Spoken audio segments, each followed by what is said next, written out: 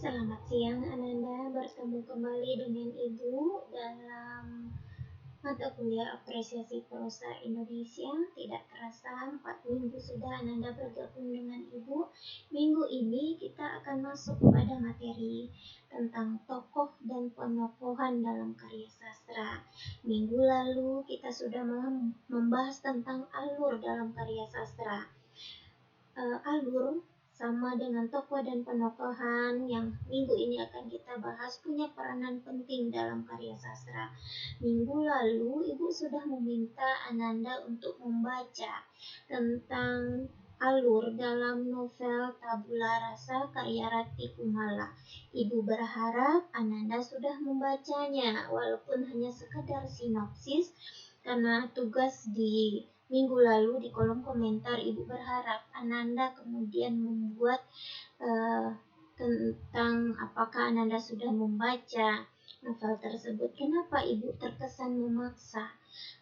Karena Ibu ingin menambah wawasan Ananda bahwa yang Ananda baca tidaklah karya-karya populer saja, tapi karya-karya yang memiliki bobot, karya-karya yang mungkin menurut Ananda berat, tapi memberi makna atau memberi Ananda wawasan baru. Itulah kenapa mungkin bagi Ananda novel-novel yang Ibu sarankan di mata kuliah ini tidaklah familiar atau tidak menarik atau tidak gampang dibaca, berat, dan lain-lain. Biasanya jika di kelas Ibu lakukan pertemuan ini, itu biasanya yang kalian keluhkan atau biasa yang Ananda keluhkan, bahwa bacaan-bacaan yang Ibu berikan itu terasa sangat membosankan atau terasa sangat berat karena banyak persoalan yang digambarkan dalam novel tersebut. Itu bedanya novel populer dan tidak populer. Novel populer biasanya hanya membahas sekelumit. Jadi sekelumit itu bagian-bagian kehidupan yang terasa dekat dengan kalian. Apa contohnya? Contohnya adalah tentang percintaan. Novel-novel populer akan sangat fokus kepada percintaan, tentang rasa sakit hati, tentang jatuh cinta, tentang konflik antara teman karena memperebutkan cinta. Biasanya novel-novel populer akan sangat berpangku kepada bagaimana mereka mampu kemudian membuat kalian merasa, loh itu gue banget Bu, loh itu aku banget Bu, sehingga novel-novel populer ini terasa lebih dekat dan lebih gampang kalian pahami karena persoalannya tidak terlalu rumit. Tetapi novel-novel bagus, novel-novel terbaik dalam sastra Indonesia itu memang tidak hanya membahas tentang sekelumit kisah cinta. Walaupun banyak juga yang membahas kisah cinta, tapi tidak itu fokusnya. Bacalah Siti Nurbaya. Apakah Siti Nurbaya itu tentang bagaimana Samsubari putus berkasih dengan Siti Nurbaya? Tidak, ada persoalan adat. Ada persoalan bagaimana adat Minangkabau kemudian membelenggu cinta mereka. Bagaimana persoalan harta pusaka di sana. Bagaimana persoalan tentang adat istiadat. Jadi ketika kalian membaca Siti Nurbaya, kalian mungkin tidak akan semendayu membaca karya-karya Raditya Dika, Terelie. Kenapa? Karena di dalam novel-novel besar itu kalian dihadapkan pada persoalan kehidupan masyarakat, pada bagaimana masyarakat hidup dan bertindak. Belum lagi Ibu suruh, kalau Ibu suruh bacalah bagi yang punya keturunan Jawa atau bagi yang ingin mendalami kebudayaan Jawa, bacalah Umar Khayyam, bacalah kemudian Ahmad Tohari. Ada banyak juga pengarang-pengarang hebat yang jika kalian ingin mendalami budaya tersebut, mereka menyampaikan dengan sangat bagus, memberi kita gambaran yang sangat jelas bagaimana persoalan atau kerumitan dari kebudayaan tersebut. Itu sebabnya kenapa kalian merasa membaca karya sastra yang Ibu sarankan di dalam apresiasi prosa, kritik sastra itu sangat berat bagi kalian. Karena memang di dalam novel-novel yang Ibu sarankan itu syarat makna, syarat value, syarat kemudian berbagai persoalan kehidupan, konflik sosial yang digambarkan. Sehingga kalian perlu berpikir ulang, perlu mencari data, benar tidak demikian. Ini yang kemudian merumitkan bagi kalian, bagi Ananda semua yang tidak ingin membaca itu kan hiburan, Bu. Itu yang kadang salah kaprah. Membaca memang hiburan, tapi dia harus mengandung manfaat. Nah, ini awal mula atau tujuan awal sastra itu. Dia menghibur dan bermanfaat. Oke, minggu ini Ibu akan kembali membuka wawasan Ananda tentang bagaimana tokoh dan penokohan dalam sebuah karya sastra. Tak bosan-bosan juga Ibu sampaikan kepada Ananda bahwa pembelajaran tentang unsur intrinsik ini sebenarnya sudah kajian berulang atau sudah gampang sebenarnya, tapi Ibu ingin kembali mengingatkan, ingin membuat kalian paham dalam bentuk apresiasi bahwa ternyata tokoh dan penokohan itu tidak sekedar dihadirkan pengarang untuk pemanis, tapi biasanya punya tujuan. Untuk itu, minggu ini Ibu akan kupas tuntas tentang bagaimana tokoh dan penokohan itu. Baiklah, kita akan masuk minggu ini. Seperti biasa, ada sikap yang Ibu harapkan dari kalian, ada tambahan pengetahuan, ada keterampilan khusus keterampilan khusus minggu ini. Ibu ingin Ananda semua membaca tentang Gadis Pantai karya Pramudia Anantatur.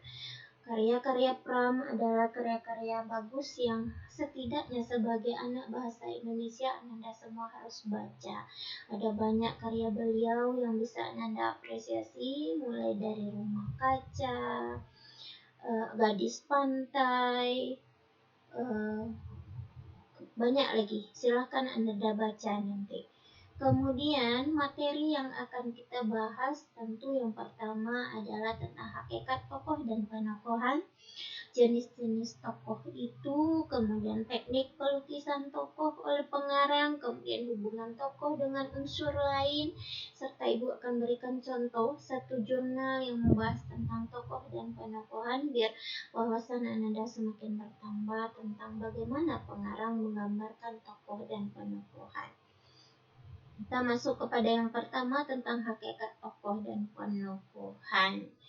Jadi, jika berbicara tentang tokoh dalam cerita atau tokoh dan penokohan, Ananda akan membayangkan atau menggambarkan atau mendefinisikan, Bu, tokoh itu adalah orang yang berperan di dalam cerita. Benar, tokoh itu menunjuk pada pelaku cerita. Dalam pembicaraan sebuah fiksi, kalian akan menemukan bahwa tokoh adalah pelaku cerita. Jadi tokoh itu biasanya siapa, Bu? Apakah dia akan selalu manusia? Tidak, tokoh itu ada. Tokohnya bisa bernama orang, bisa tokoh tentang hewan, atau apapun. Yang penting dia diceritakan dari awal sampai akhir. Itu tokoh, orang yang memerankan cerita tersebut disebut dengan tokoh. Contoh tokohnya ada Siti Nurbaya, itu tokoh ya. Ada Samsul Bahri, kemudian ada Lintang dalam Andrea Hirata Laskar Pelangi, ada Ikal, ada banyak yang bisa kalian temukan nanti tokohnya. Kemudian penokohan, ada dua kata yang harus kalian pahami atau Ananda pahami, bahwa ada kata tokoh, ada tokoh penokohan.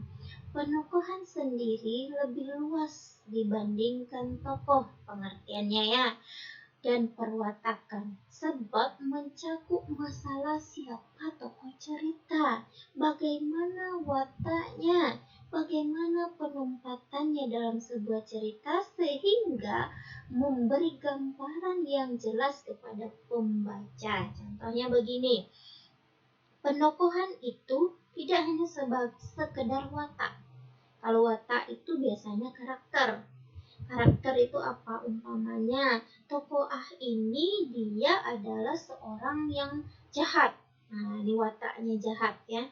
Kemudian karena dia jahat, dia digambarkan memiliki sifat yang sangat pemarah.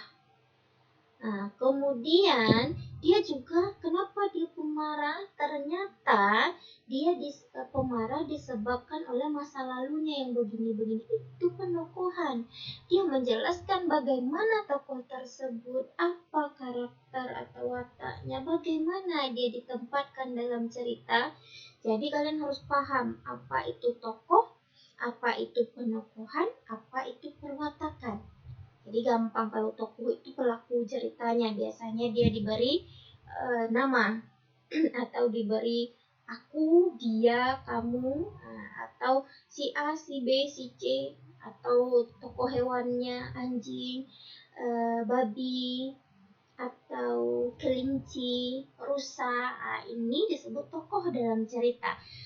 Watak adalah karakter yang diberikan kepada cerita atau pelaku cerita. Kepada si tokoh ini diberilah karakter disebut perwatakan.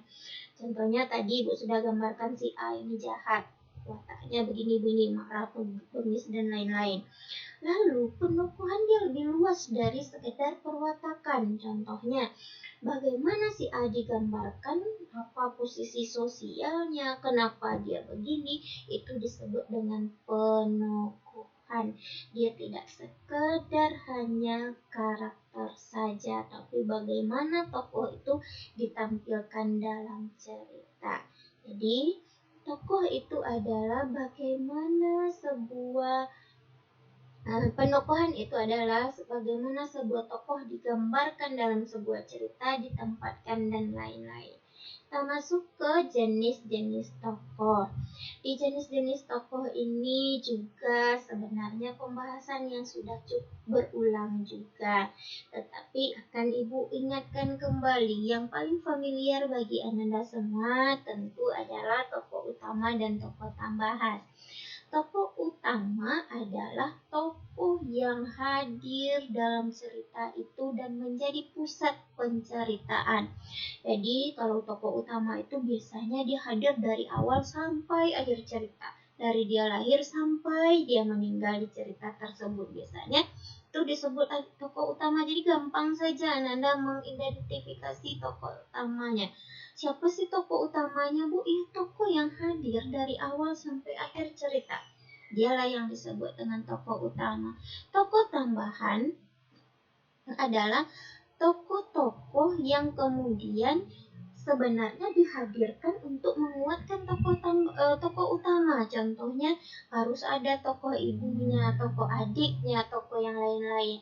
Ini sebenarnya dihadirkan pengarang untuk memberi warna dalam cerita tersebut. Jadi tidak mungkin tokoh utama ini hidup sendiri. Dia digambarkan dengan sangat kompleks. Dia punya saudara, dia punya keluarga, dia punya teman, dia punya musuh. Inilah yang membuat sebuah cerita kemudian sangat kompleks. Kemudian ada juga tokoh protagonis dan tokoh antagonis. Nah, ini juga biasanya cukup familiar bagi Ananda. Kenapa dia disebut protagonis? Ketika tokoh itu adalah tokoh baik. Jadi dalam cerita tersebut tokoh digambarkan adalah seorang yang memiliki sifat yang baik. Dalam bawang merah bawang putih, kalian bisa lihat yang protagonis itu bawang putih, yang antagonis itu bawang merah. Nah, tokoh-tokoh seperti ini kemudian memberi juga warna dalam karya sastra tersebut. Jadi, tak mungkin dalam sebuah cerita itu tokohnya protagonis semua. Tentu tak ada konflik nanti. Konflik itu hadir biasanya karena ada peran antagonis di sana. Oke, kemudian juga ada tokoh sederhana dan tokoh bulat. Kalau tokoh sederhana ini adalah tokoh yang hampir sama. Nanti kalau kalian lihat pengertiannya, dia akan sangat dekat dengan tokoh statis. Jadi tokoh sederhana ini tidak berubah-ubah sifatnya dari awal sampai akhir. Kalau dia jahat saja dari awal sampai akhir. Contohnya Datuk Maringgi, apapun persoalannya dia tetap kekeh pada keputusannya bahwa dia sudah berada di jalan yang benar. Jadi dia kukuh aja jadi tokoh antagonis sampai akhirnya. Jadi tokoh sederhana itu dalam perwatakannya dia tidak terlalu banyak berkembang. Sedangkan tokoh bulat adalah tokoh yang seperti manusia ini kita ini pada dasarnya. Contohnya begini. Tokoh bulat itu digambarkan adalah sama dengan tokoh dinamis, dia berkembang. Nah, jadi tokoh bulat itu keutuhannya sebagai seorang tokoh itu utuh. Contohnya begini, dia digambarkan sebagai manusia yang baik, tetapi karena ada pengaruh dari teman-temannya dia kemudian menjadi jahat. Pada akhirnya karena nanti dapat pengaruh lagi dia jadi baik. Jadi dalam tokoh bulat atau tokoh dinamis itu terjadi perkembangan penokohan atau perwatakannya. Dia tidak statis saja, tidak di satu tempat saja, tapi tergantung bagaimana keadaan yang dia ikuti atau bagaimana sebuah persoalan mengharuskan dia berkembang kepribadiannya. Jadi itu tokoh bulat dan tokoh dinamis.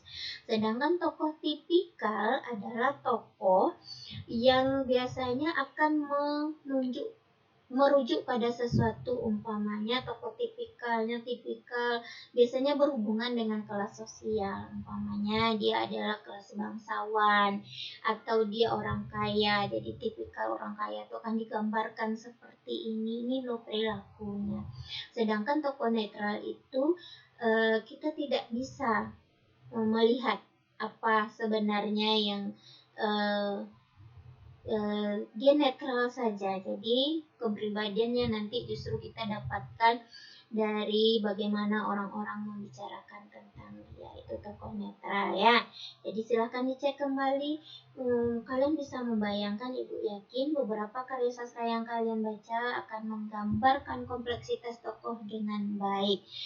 Kita sudah sampai kepada jenis-jenis tokoh. Jadi jika ada pertanyaan kepada Ananda, tokoh apa saja atau jenis-jenis tokoh apa saja yang Ananda tahu, Ananda bisa menjelaskan bagian-bagian tadi. Ada tokoh utama, lawannya tokoh tambahan, ada protagonis, lawannya antagonis, ada sederhana, lawannya tokoh bulat, ada dinamis, ada statis, ada tipikal, ada netral. Nah, jadi sudah banyak jenis tokoh yang bisa Ananda pahami. Silahkan diulang-ulang kembali bacaannya, karena Ananda tahu belajar itu sebenarnya bukan sekali baca, tapi pengulangan berkali-kali sehingga Ananda kemudian sudah terbiasa. Kemudian kita akan masuk bagaimana sih sebenarnya pengarang menggunakan teknik pelukisan tokoh.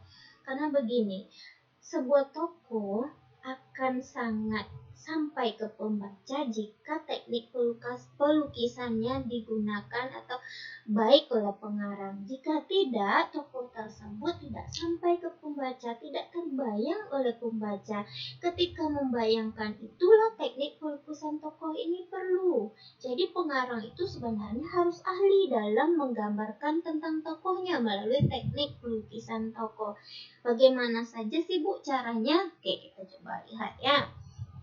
Ada namanya teknik ekspositori. Teknik ini merupakan teknik pendeskripsian, uraian maupun penjelasan tokoh. Suatu tokoh itu diberikan secara langsung oleh pengarang. Pengarang langsung yang memberikan penjelasan. Nah, jadi biasanya untuk menggambarkan tokoh A, pengarang mengatakan begini.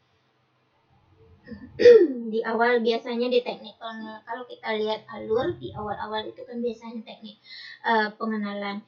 Di pengenalan itu biasanya tokoh sudah digambarkan oleh pengarang. Si A adalah seorang anak berusia 18 tahun yang sedang sekolah di sebuah SMA, memiliki kedua orang tua ini. Dia adalah anak ketiga. Biasanya beberapa pengarang sangat detail, tapi beberapa pengarang juga membuat kalian nanti berpikir-pikir sebenarnya tokohnya apa. Ini tergantung tekniknya. Jadi kalau kalian menemukan seorang pengarang, Ananda semua menemukan seorang pengarang yang menjelaskan dengan sangat sederhana dan mudah dipahami, di pengarang tersebut sedang menggunakan teknik expository. Jadi dia menggambarkan tokoh tersebut dengan sederhana sehingga paham pembaca, dan pembaca bisa membayangkan tokohnya seperti ini. Kemudian ada teknik dramatik namanya. Pada teknik dramatik, pendeskripsian sifat dan tingkah laku tokoh digambarkan tidak secara langsung oleh pengarang.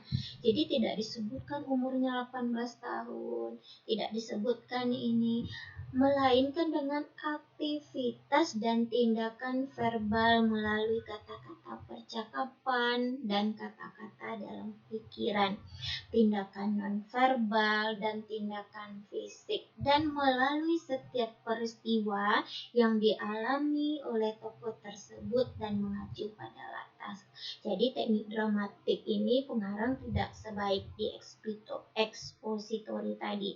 Di teknik ini pengarang ingin membuat kalian berpikir, umpamanya melalui percakapan dengan ibunya. Kemarin di warung itu aku menemui temanku. Dia sudah SMA ya Bu, tidak terasa. Nah, kalian sudah bisa membayangkan kalau temannya berarti anak ini seumuran, berarti umuran SMA itu 16 tahun sampai 18 tahun. Jadi bisa dibayangkan, tokoh ini berarti berumur 18 tahun. Kan temannya dia temui di warung tadi. Atau dalam satu narasi panjang dalam secerita digambarkan, 2 hari yang lalu aku menemui ibuku di ruang kantin sekolah. Ibu adalah seorang penjual nasi uduk di sekolah kami. Teman-temanku selalu mengejekku karena ibu adalah seorang penjual nasi uduk. Nah, kalian sudah bisa bayangkan bahwa tokohnya ini secara sosial anak seorang penjual nasi uduk. Nah, ini sudah memberi gambaran tentang siapa tokoh.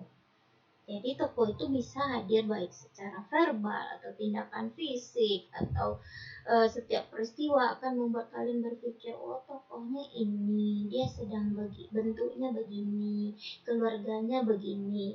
Itu pengarang yang baik akan memberi kita gambaran yang jelas, baik berbagai tekniknya terserah, tapi pengarang yang baik akan memberi kita gambaran yang jelas sehingga kita merasa kita bisa membayangkan tokoh tersebut.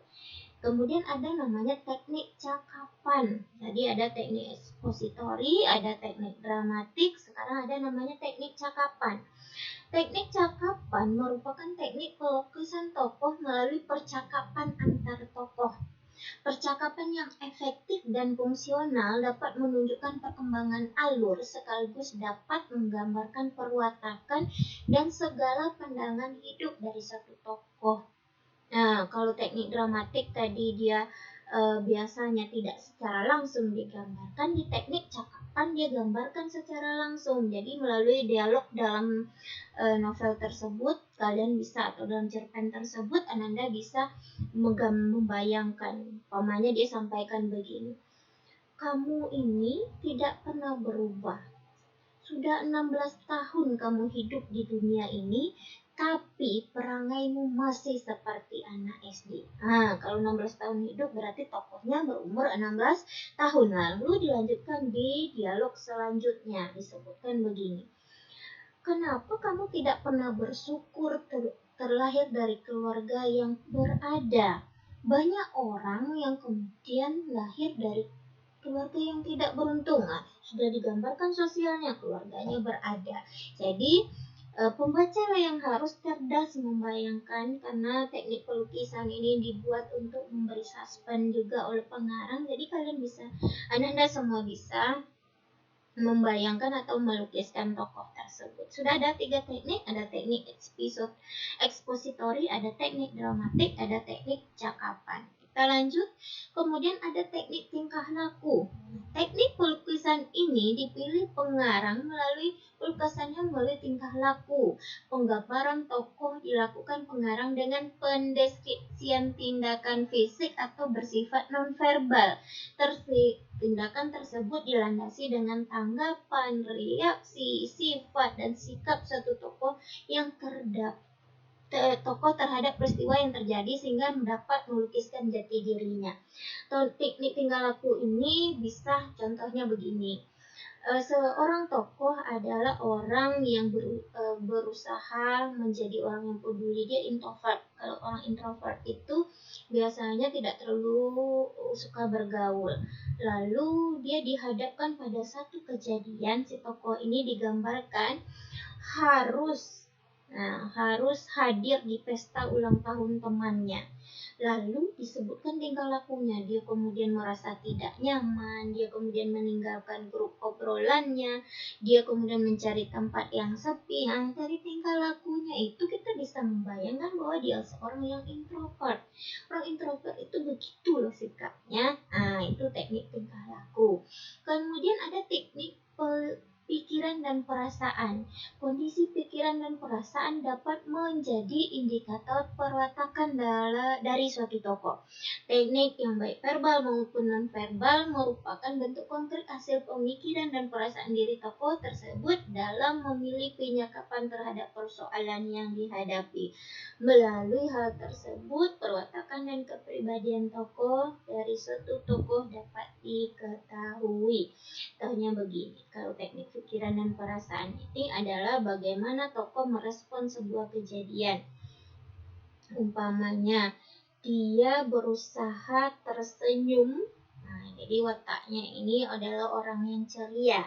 Di luarnya dia adalah orang yang ceria, orang tuanya mengenal dia sebagai pribadi yang ceria, teman-temannya mengenal dia sebagai pribadi yang ceria. Tapi ternyata dia adalah orang yang melankolis, merasa hidupnya itu tidak beruntung. Jadi ada banyak pikiran sendiri yang digambarkan pengarang bahwa tokoh ini adalah seorang pemikir yang sangat berat pemikiran hidupnya, tidak sama dengan tingkah laku yang dia gambarkan. Ini melalui teknik pikiran. Jadi Anda semua bisa nanti melukiskan tokohnya itu sebenarnya apa sih, lukisannya itu bagaimana oleh pengarang.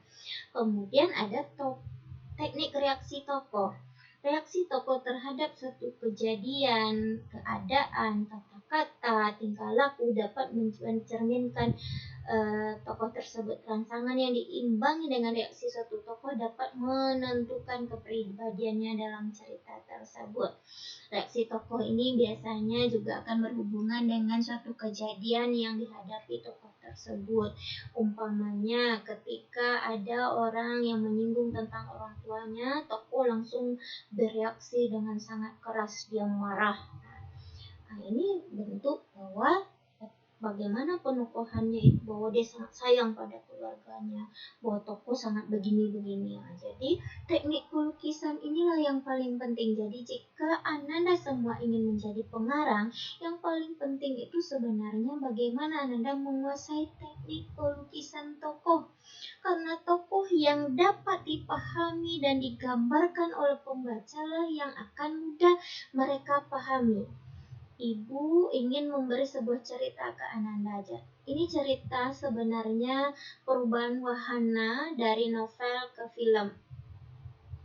Di novel, jika Ananda membaca, ini bedanya ketika kita membayangkan tokoh, ketika pembaca mampu mereaksi sebuah tokoh itu atau mampu menggambarkan, pengarang mampu, kemudian pembaca mampu juga menangkap, kita punya gambaran utuh.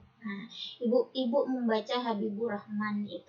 Habibur Rahman ketika sedang booming-boomingnya, ibu juga menyempatkan membaca. Lalu karena menurut ibu penggambaran Habibur Rahman tentang tokoh itu cukup bagus, jadi ibu punya gambaran setelah apa yang diceritakan Habibur Rahman dengan teknik-teknik pelukisan tokohnya. Ibu kemudian punya gambaran bahwa tokoh Fahri itu adalah seorang yang putih, tinggi, tidak terlalu berotot atau tidak terlalu berbadan. Tingginya itu sekitar 170-an, itu yang ibu bayangkan. Wajahnya lembut, kemudian agak ke Arab-Araban sih sebenarnya, tapi bukan juga Arab betul. Jadi dia tetap dengan wajah Indonesia. Kalian bisa membayangkan orang Jawa yang cukup simple gitu. Jadi kemudian ibu sudah bayangkan ini, pokoknya sampai akhir, sampai sebelum film itu booming juga, ibu masih membayangkan Fahri seperti yang ibu gambarkan tadi. Tapi begitu ibu menonton, hadirlah tokoh yang digambarkan, artis yang digambarkan di sana. Ibu kecewa berat karena antara interpretasi ibu tentang tokoh tersebut dengan apa yang kemudian ditampilkan secara visual di dalam film tidak cocok.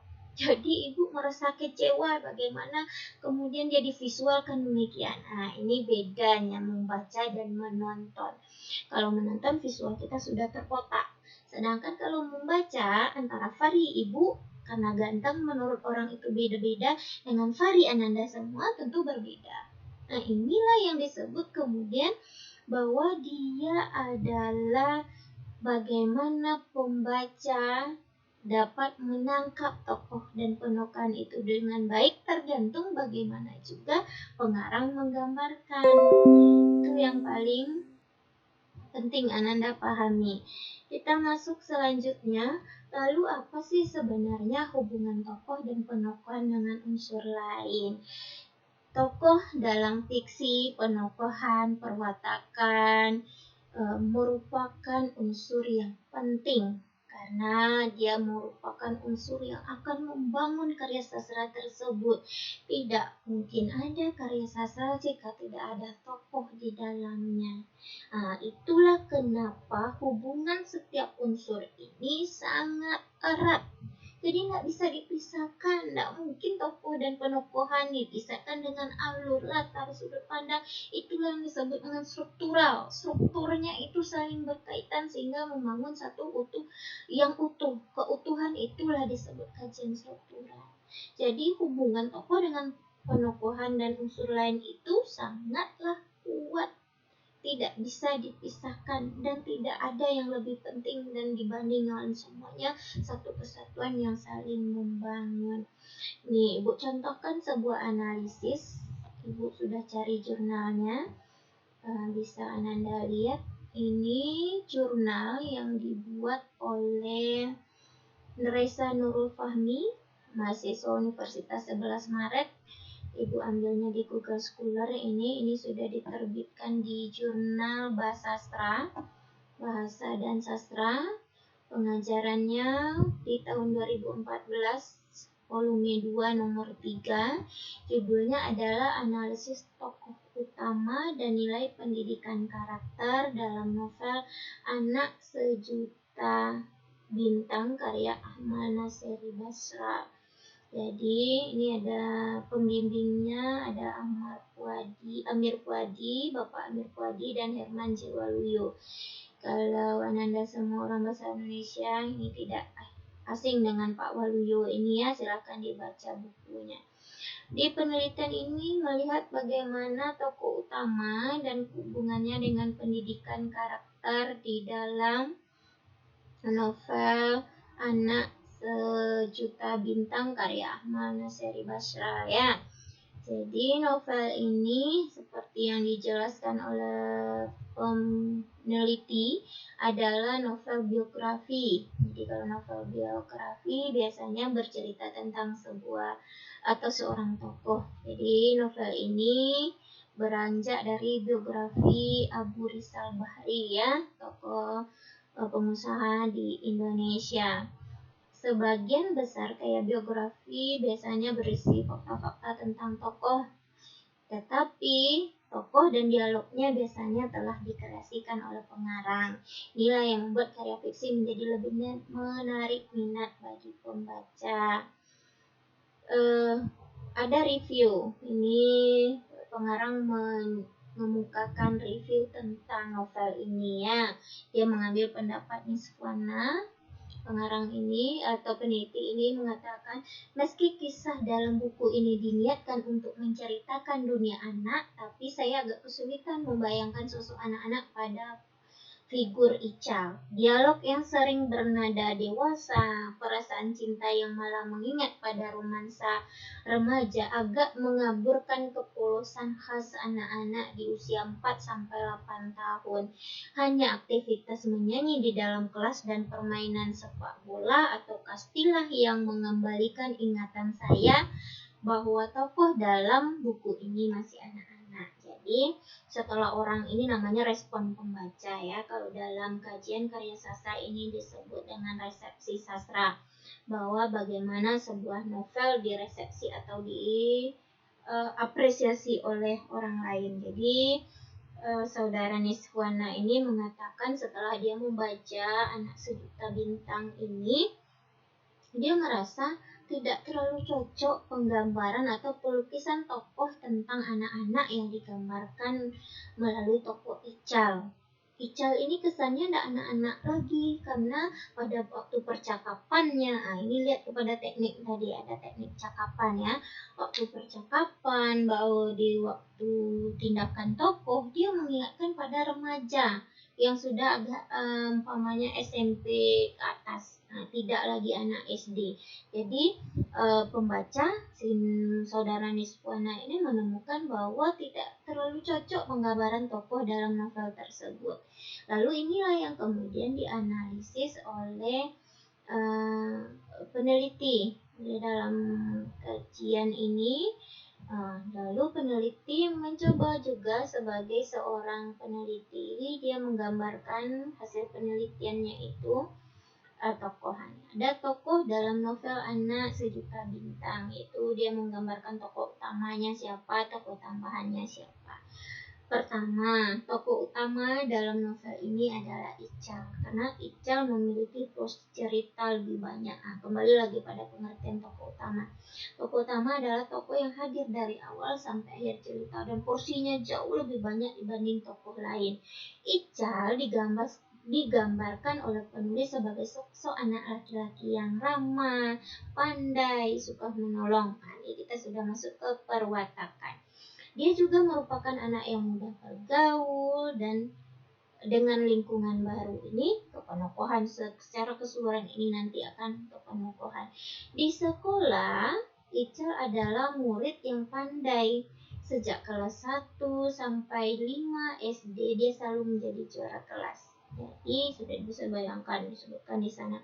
Kedua tokoh tambahan yang terdapat dalam novel ini adalah Bakri, Papa, Rosnia, Mama, Rizal, Inga, Al, Wiwi, Adian, Danu, Raymond, dan Milun. Jadi ada banyak tokoh tambahan ya. Tokoh tambahan ini biasanya memberi warna untuk mengantarkan tokoh pada peristiwa-peristiwa tertentu sehingga kita lebih mengenal tokoh. Jadi silakan nanti dibaca penelitian ini sampai akhir. Ini cukup lengkap, ada nanti tadi bahas tentang latar, ada tentang alur. Ini bagus untuk menambah pemahaman Ananda tentang unsur intrinsik pengarang ya. Unsur intrinsik novel ini. Ini salah satu contoh saja Ibu gambarkan kepada Ananda sehingga Ananda bisa ketika ada materi tentang tokoh dan penokohan harusnya langsung mencari contoh penelitian tentang tokoh dan penokohan tersebut. Itulah yang sebaik-baiknya. Oke, Ibu rasa minggu ini kita cukup sampai di sini karena di tokoh dan penokohan ini sebenarnya yang paling penting itu adalah praktik.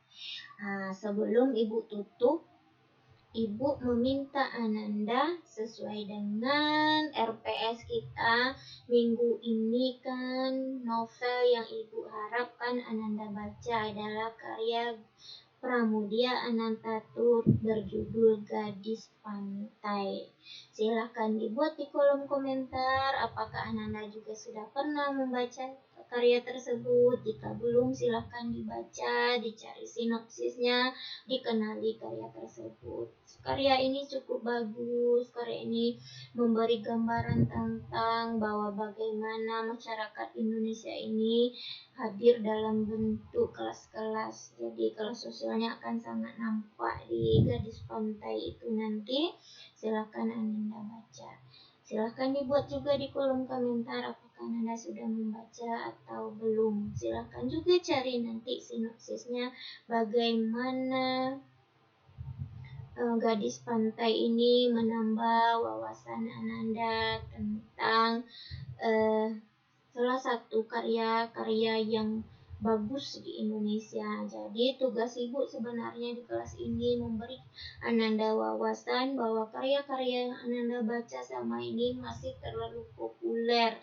Ada karya-karya yang membutuhkan pemikiran, karya-karya yang membuat kalian harus berpikir, kalau tidak sampai pada pemahaman.